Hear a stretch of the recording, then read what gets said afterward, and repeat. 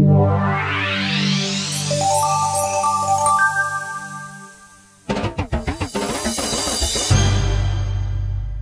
gonna go Los Angeles Dodgers. I'm a big Dodger fan.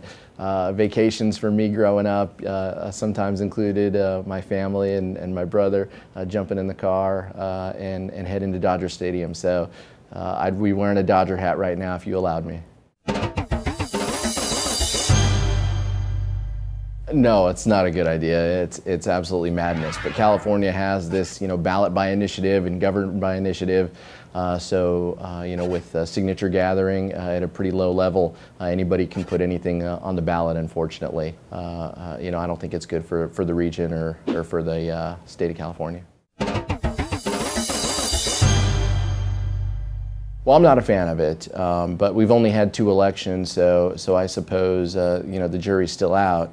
It does allow parties to game the system, I suppose, and to pack candidates into different primaries if it's advantageous for them.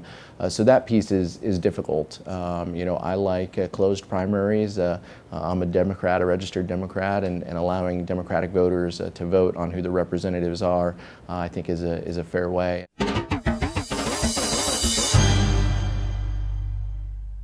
We should pass comprehensive immigration reform. The House of Representatives should take up the Senate bill as an up-down measure. Passing comprehensive reform would go a long way to bringing people out of the shadows and creating certainty within the immigration process. That's the first thing we should do.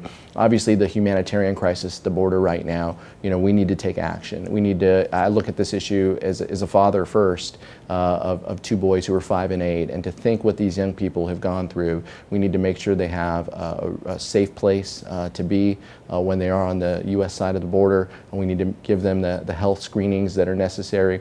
And the President's supplemental request is something that we need to pass in order to make sure we create a little bit more certainty and address the current issue.